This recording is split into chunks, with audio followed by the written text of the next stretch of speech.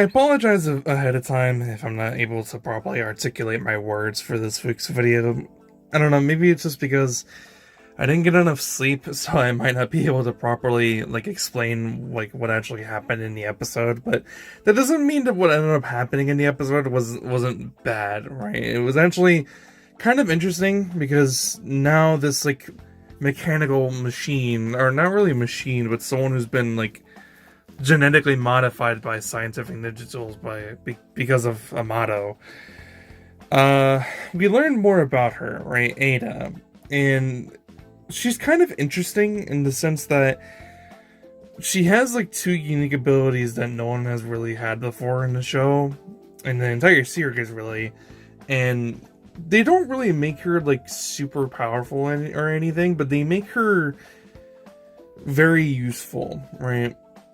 Well, one of them mainly, and it's the fact that she has the ability Clairvoyance, where basically she's able to, because that's what they call it, so that's what I'm assuming that's what the ability is called, with Clairvoyance, where basically she's able to look at any moment from the past and in the current moment as they're speaking, and she's able to look back at every piece of memory that has ever happened. She's basically able to look at any moment in time from the present to the past, and is able to see what happened. So she's able to see what happened during the fight with Jigen and Ishiki Otsutsuki versus Naruto, Sasuke, Boruto, and Kawaki, even though she wasn't there at all. She wasn't even, currently activated when that ended up happening, but she's still able to see the moment as they transpired during that fight, which is a very interesting ability, and no one has really had an ability like that before.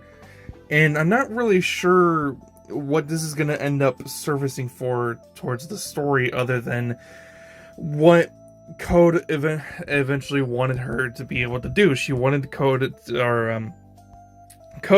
wanted her to be able to go and look back in time when Amato created the limiters within Code's body to be able to deactivate him, and she basically just ends up telling him that he's the only one who's actually able to turn him off to begin with. So it doesn't really matter what it didn't really matter if he activated her or not, because he has to go and get Amato, who's currently in the Leaf Village regardless. So in the future, we're probably going to end up seeing him have to go after Amato, who's in the Leaf Village, so there's gonna probably be a big scale attack or something on the village. And then we learned more about Ada a little bit. Not a whole lot. She doesn't really have a whole lot of character, other than, obviously she was genetically modified, but the whole thing about her for some reason is that she also has another ability where it doesn't matter who you are. You can be man or woman. It doesn't matter what you identify as. You'll end up becoming more infatuated with her. I don't really know how to explain it, other than you just end up becoming more infatuated with her. Even if you end up becoming even if you would naturally become infatuated with her and you like her in that sense, you would never really know, because that's just one of her abilities. Her abilities is that she's able to make anyone immediately become infatuated with her, to the point where it's basically almost impossible for them to do anything against her, which is why at the end of last week's episode, and even we saw it again in the beginning of the episode, Code was basically unable to attack Ada because of his feelings for her, and they were basically just artificial. Who knows if he actually feels that way for her or not, but in that moment when he's around her, it feels like they are real. And the only people that it doesn't work on are, I forget what the first one was, but the other one is Otsutsuki, and she is infatuated with Kawaki and even Boruto, because they are the two people in the world who are the closest to being Otsutsuki right now. So those are the only two people in the world right now that she can end up having a naturally existing romance with, and that's what she wants, and that's why she hates Amato. That's her whole motivation as to why she's going after him, is because he essentially took that ability away from her, and she wants that from either Kawaki or Boruto. It's a little weird. I mean, I don't know if that's really her motivation. I don't know if that's really why she's going to be helping around with Code, but whatever, I guess. And then we cut back to Boruto and Kawaki.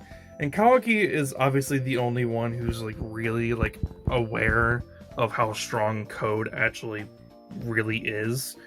And instead of doing like actual physical training like what he's been trying to do for a while now, they're trying to do an entirely different sense of training, which is basically just a whole bunch of chakra control. It's not what he's really wanting to do. And the main important thing that's really a standout in the episode between the two of them is that Boruto has finally accepted that he has to use whatever ability that he can use to be able to protect the village, protect himself, and protect his dad, and do whatever he can in order to stop Code.